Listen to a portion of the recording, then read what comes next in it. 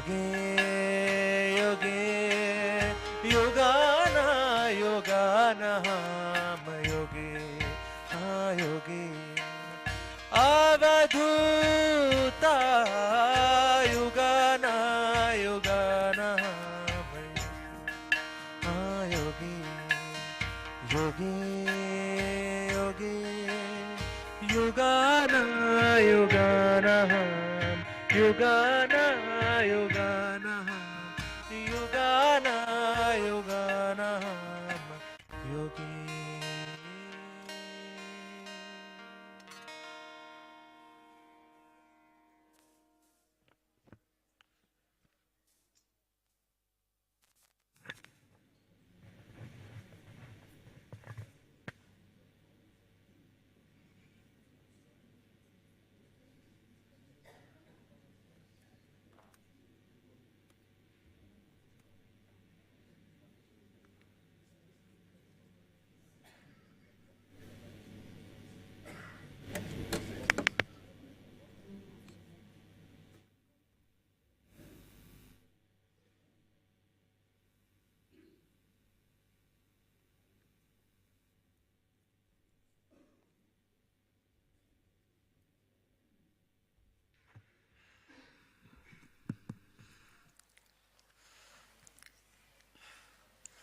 Your Excellency, the Prime Minister of Bhutan, Excellencies, ladies and gentlemen, I, on behalf of the Royal Institute of Governance and Strategic Studies, would like to extend a warm welcome to the 15th RIGSS Friday Forum lecture. It is indeed an honor to introduce Sadhguru Jaggi Vasudev to you all. Yogi, mystic, and visionary, Sadhguru is an author, poet, and spiritual master with a difference. Ranked amongst the 50 most influential people in India, he has spoken at many prestigious forums, from World Economic Forum to United Nations to the leading business schools and universities of the world. Sadhguru is also the founder of Isha Foundation, an international non-profit volunteer-run organization with over 7 million volunteers across the world. Isha Foundation is running large-scale grassroots projects in ecology, health, and education, such as Isha Vidya, which is a very large-scale rural education project supporting close to 500 government schools. Project Green Hands is the largest ecological project in Asia, having enabled the planting of more than 27 million saplings with the support of over 2 million people. As a renowned speaker and as an author, what connects him to his audience is that he does not side with any religious sentiment and is involved with individual transformation. Marking a clear departure from mere customs and ritual, Sadhguru's scientific methods for self-transformation are both powerful and direct. He incorporates and presents what is most valid for the contemporary life from the yogic sciences and enables all those who encounter him to explore and experience the deepest dimensions of life. Your Excellencies, ladies and gentlemen, today Sadhguru will speak on the Buddha within. And before I welcome Sadhguru on stage, we would like to present a short video to know more about Sadhguru and his novel initiatives.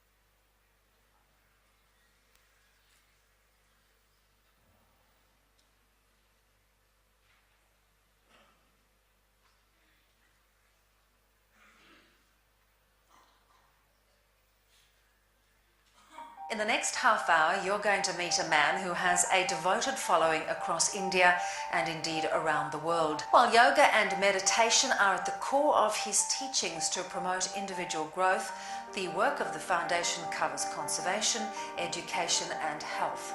And you'll find him astonishingly pragmatic on a range of very modern-day problems. Let's meet Sadhguru. For the very first time in the history of humanity, We have the necessary resource, we have the necessary capability, we have the necessary technology to address every human problem on the planet.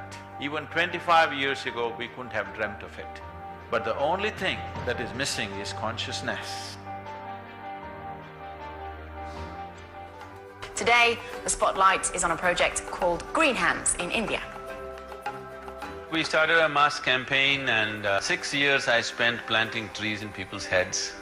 That's the most difficult terrain, believe me. And now in the last 6 years, we've been transplanting it, and that's happening much more easily. Action for Rural Rejuvenation is mainly aimed at rejuvenating the human spirit.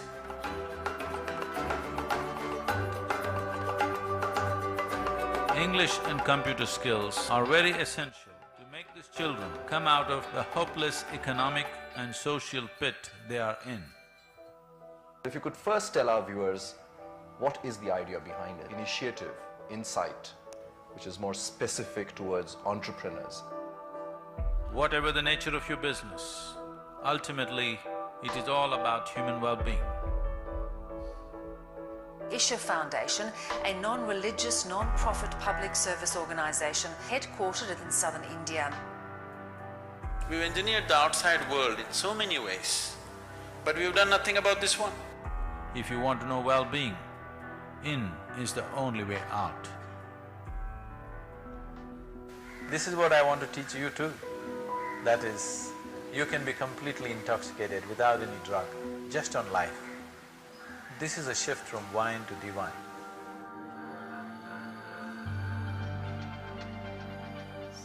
How can you love one and hate the other when the same divine exists in all?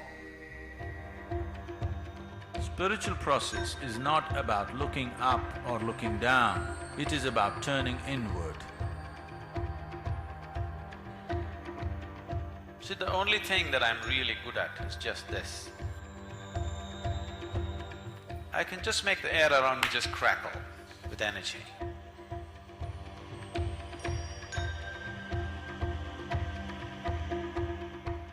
If you have to describe yourself in one word, would you consider wildlife as 2 words or 1 word? It's…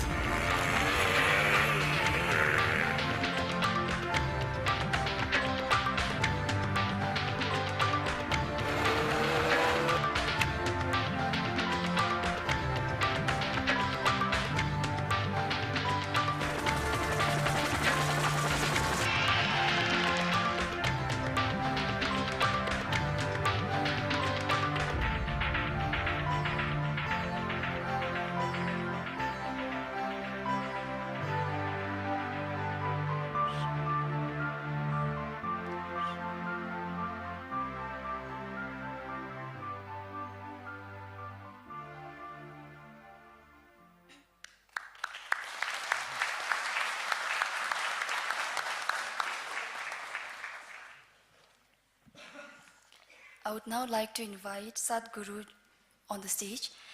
Your Excellencies, ladies and gentlemen, please welcome Sadhguru Jaggi Vasudev.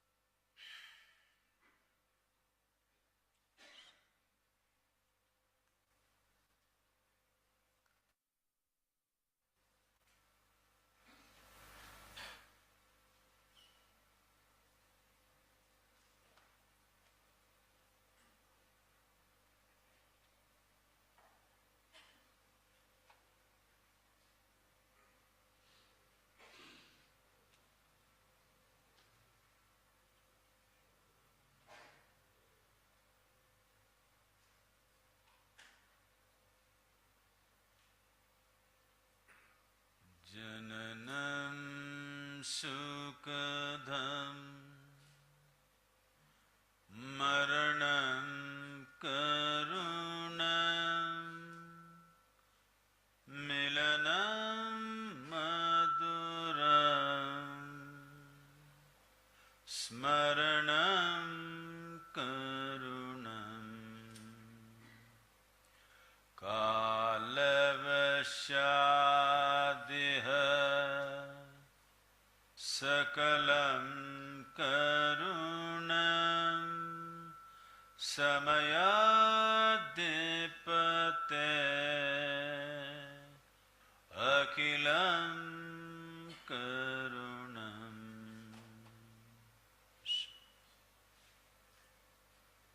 Namaskaram. Good evening to everyone.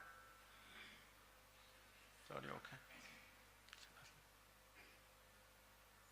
Hello?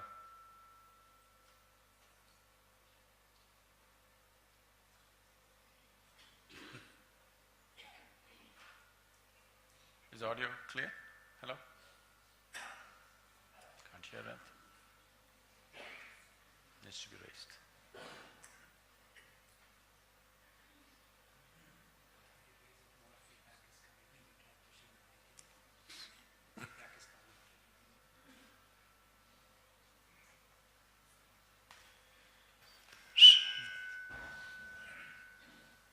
Okay, it's better. Good evening, everyone. Namaskaram.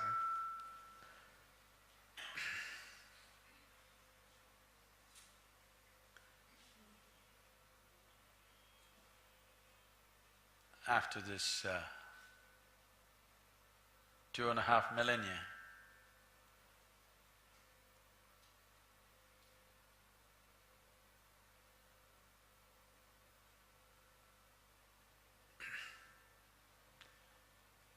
after this nearly… No. Please give me a handheld microphone if necessary.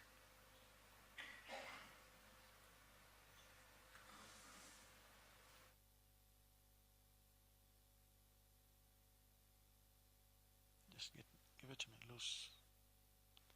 I don't want it to stand, just give it to me.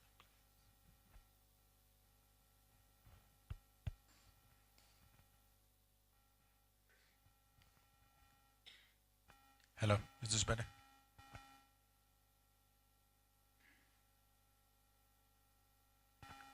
After over 2.5 millennia, if we utter the word Buddha, today most people think of Gautama, the Buddha. Well, Gautama was not the only Buddha. There were many before him, many at that time, many more after him. Buddha is not his name. His name is Gautama Siddhartha. He became a Buddha. What does becoming a Buddha mean?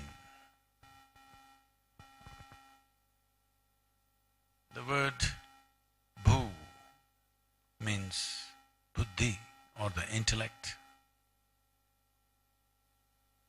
The means Dada, one who is above. One who is above his intellect is a Buddha. One who is trapped in his intellect is a non-stop suffering human being. If something happens, they will suffer. If something does not happen, they will suffer. Because that is the nature of the intellect. Today, if you largely look at people's lives on the planet, at the age of 5, how joyful you were. And today, whatever your age, how joyful you have become today. Has it gone up or gone down? Is a question. Has it gone up or gone down? Hello? Has it gone up or gone down? Gone down. At the age of 5,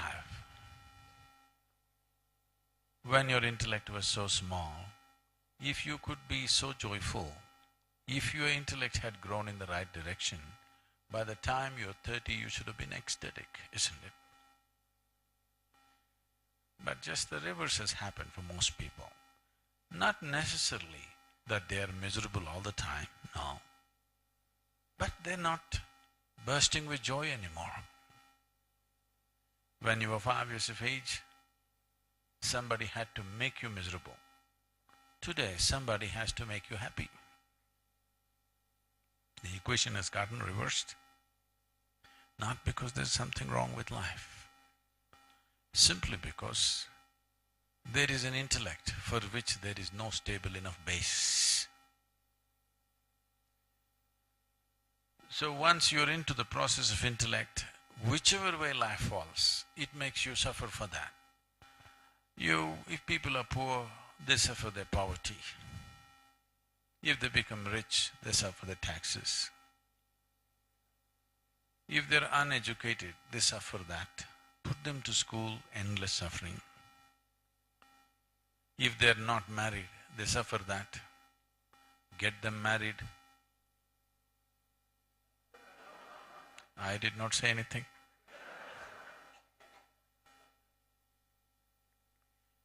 No children, they suffer that. Give them children, daily suffering. So, it is not a particular thing that people are suffering. People are capable of suffering anything. Yes or no? Anything they will suffer. Because the suffering is not in the life around us. The suffering is in the nature of our own intellect, how it functions. So it doesn't matter. You can be anything in the world and still suffer. So, being a Buddha becomes of tremendous importance, so that you're above the intellect. If you're above the intellect, that is the end of suffering. Because there are only two kinds of suffering in human life: physical suffering, mental suffering. Do you know any other kind of suffering? Are you on talking terms with me or no? Hello? Is there any other kind of suffering? No. Physical suffering, mental suffering. Physical suffering, it is not really suffering, it is just pain. Suppose an injury happens, a disease happens, there is pain in the body. Pain is not a very bad thing. Pain is good, because if there was no pain at all in this body, most people would not know how to even preserve their body. For example, see, wherever there is no pain in your body, see in how many ways you have cut all these things. Simply because there is no pain, isn't it? Suppose there was no pain in your nose. In the name of fashion, you would have cut it up in so many ways. If there was no pain at all in the body, in the name of fashion, people would have pulled out their intestines and… Don't think I'm joking, people would do it. Pain is keeping them intact. You're walking on the street, if a bicycle comes, you step back. Not necessarily out of humility, it is the consequence of pain, isn't it? If there was no pain at all in this body, if a truck came, you will go like this. Even now some people are going like that. So, pain is very important right now. Till people come to a certain level of sense, pain is important. Without pain, you could not keep the integrity of this body. But transforming pain into suffering means the pain that happens in your body, you take it into your mind, multiply it 1,000 times, that's suffering. When was the last time when somebody poked you with a dagger? Hello? When was the last time? They never did. Maybe when you were in school, somebody poked you with a pin at the most. Or maybe even that they did not do, they just ignored you. I'm saying, how much of your suffering is coming from outside? That's the minuscule, isn't it? Rest is all self-help. The sharper the intellect, the more you can poke yourself. People come to me and say, Sadhguru, I can't bear it, my mother-in-law, she's not even human. And my husband, well, it's her son. What else can he be? My wife, she's impossible. My boss, he's a slave driver. All kinds of things. I tell them, don't worry. Your husband, wife, mother-in-law, boss, I will make sure nobody comes here. You come, stay with me. We'll give you good food, nice place to stay, nothing to do. Just be joyful, that's all. Just be joyful. You don't have to work for your food and shelter. I'll take care of everything for you. Only thing is, I will make random checks on you. Whenever I check on you, you must be joyful. If you're not joyful, I don't believe in feeding misery, you know. If you're miserable, the misery should not be fed, isn't it? Because it'll grow. You leave them alone in a room for 24 hours. Oh, in how many ways they'll twist themselves. If you're alone and you're miserable, obviously you're in bad company, isn't it? Yes? If you're alone and you're miserable, obviously you're in bad company. If you're with me and you're miserable, maybe it's me.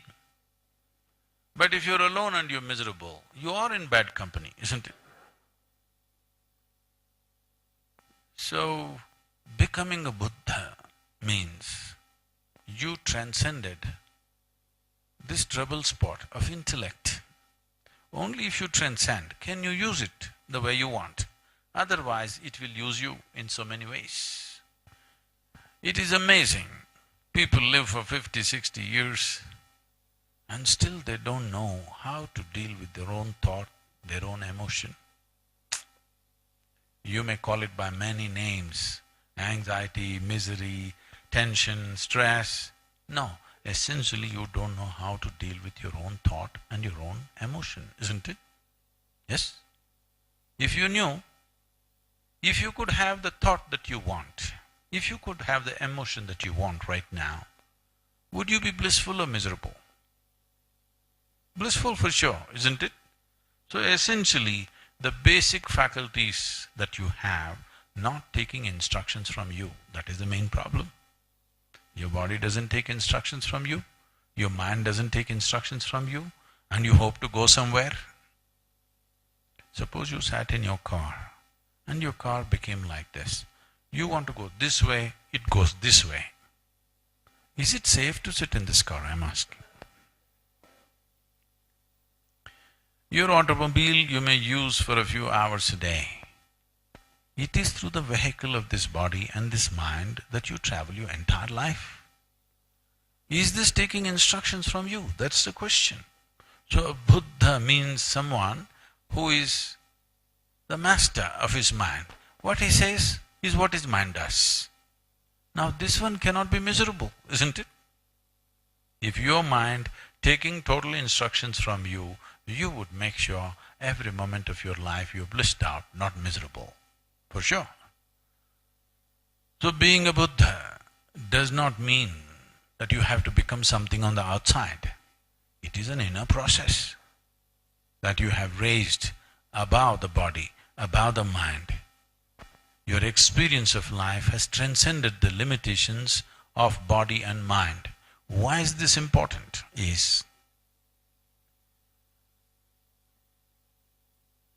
Can I ask you, what did you have for lunch? Hello? Anybody can tell me, what did you have for lunch? What? Rice? Say something more interesting. Huh? chilly. You ate something, whatever you ate. Whatever you ate in a few hours is transforming itself into a human being, isn't it? Or in other words, you were not born like this, you were born this much. Today you became this much. How? Just the food that you've eaten. Maybe half of it is chili, I don't know.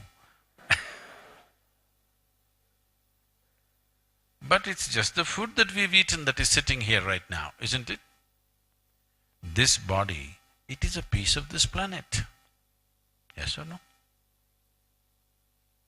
See, either you get it from me now, which will be very good for you, or one day you will get it from the maggots. That day when we are buried, you will anyway understand this is a piece of the planet. But if you understand right now, we can live sensibly. If you get it that day, it's nice, but it's too late. This is just a piece of the planet, isn't it? What you gather, you can claim is mine. But if you think it is me, then you've lost it. It's like this. Here there's a vessel. Suddenly I take this in my hand and say, this is my vessel. You will think, oh, Sadhguru's got some problem. But let's listen, because everybody says he's wise. After some time, I say, this is me. Then you will say, let's go. Because if I claim something which is not me as me, you clearly understand this is a question of insanity and sanity, isn't it? Yes or no? This you're doing every day in your life. Food appears on your plate, you say, this is my food, you eat it, then you say, this is me. Is it true that you slowly gathered this body? Hello? Is it true that you slowly gathered this body? What you gather can be yours, but can never ever be you. Is that so? Whatever we gather, we can claim it's ours for now, but it can never ever be us, isn't it? So, the content of the body was gathered from outside.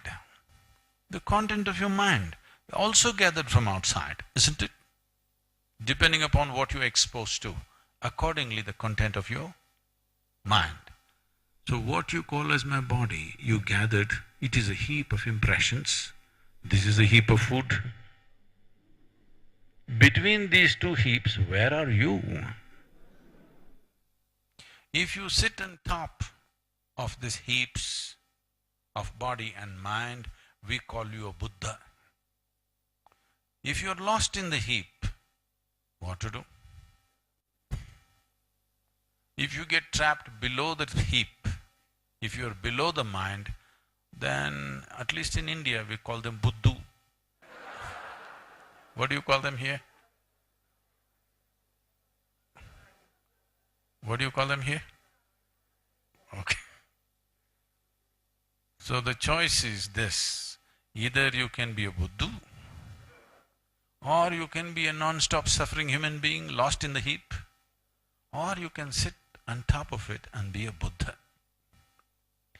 Now, in some way you want to become a leader. Being a leader does not mean you have to rule a country or you have to do something. It is just this. Let us say you are meeting 10 people in your life, in your day. In a day, let's say you're meeting 10 people.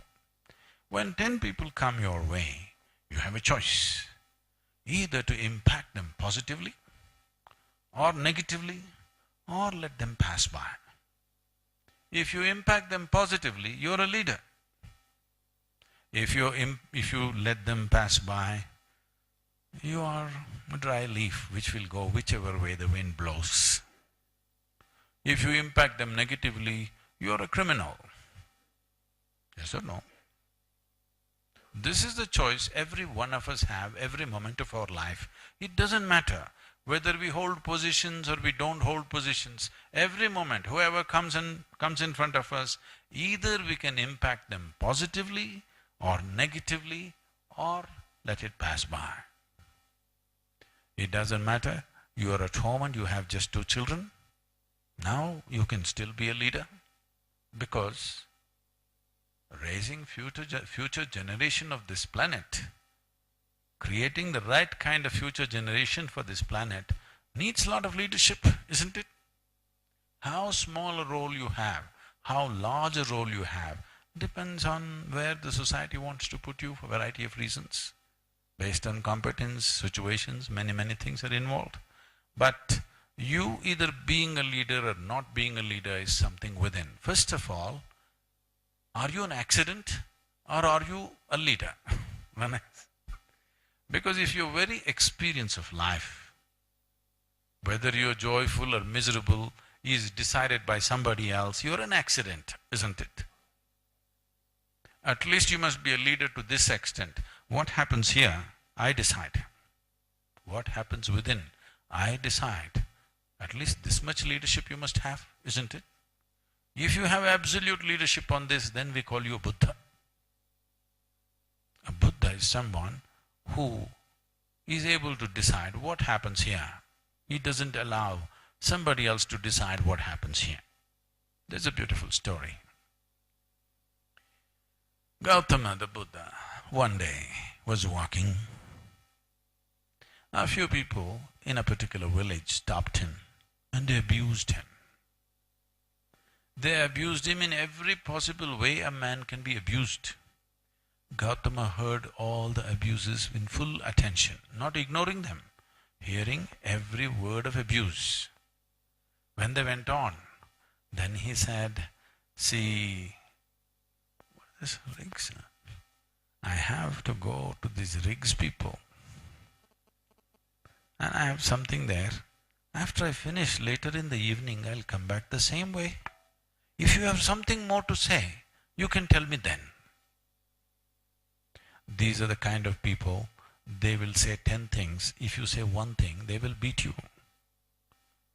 They said 100 things. He says, I will come back for more. What do you do with this man? Now this man is like this, not because he is a coward. If he claps his hand, 1,000 people will come. He can form an army if he wanted. Yes? He can easily form an army if he wants. He is like this because he has decided that he will live peacefully and blissfully. You pull him whichever way you want. He won't come your way. He will go only the way he wants to go. An intelligent man, isn't he? Hello? He will go where he wants to go. You pull him whichever way, he will not come your way. This is an intelligent man. This man will fulfill the purpose of his life effortlessly.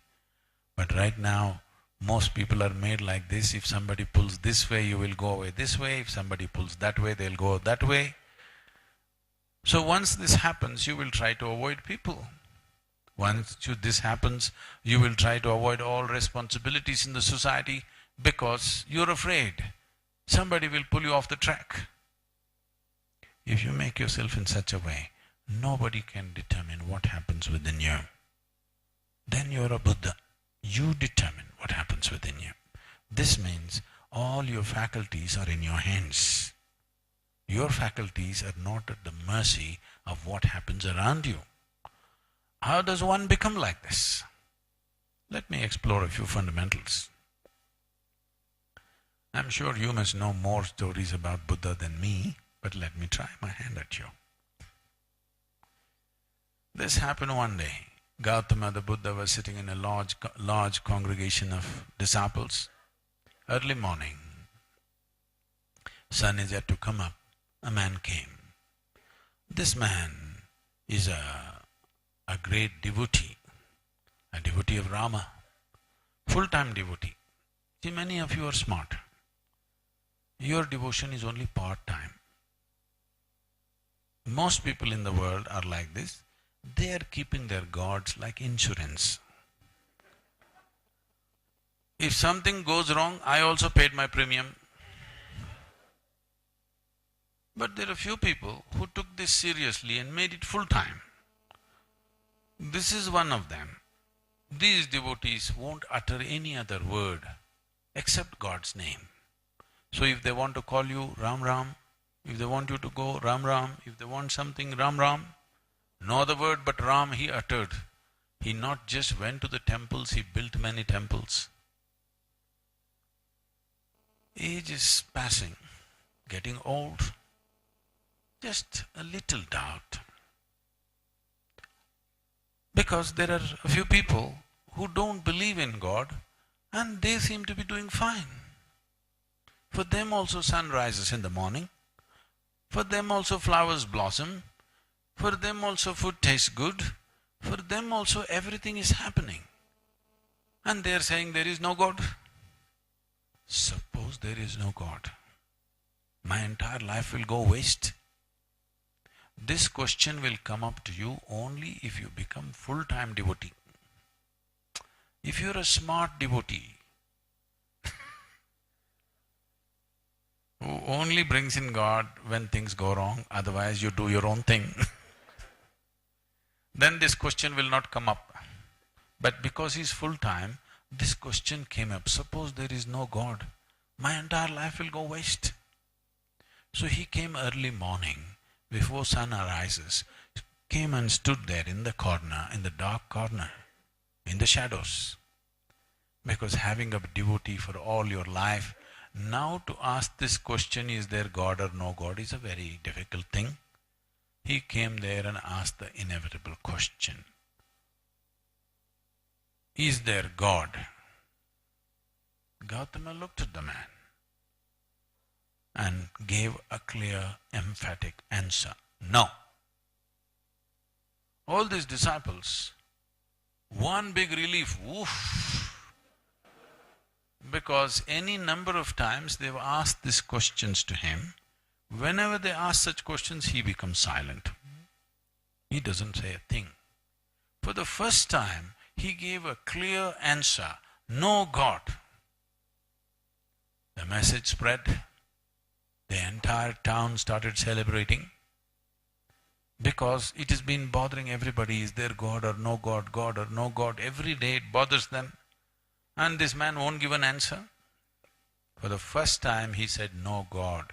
The message went, the enlightened one has declared there is no God. See, just look at the freedom of this. No God means nobody watching you. Nobody keeping accounts of your karma and trying to torture you later on.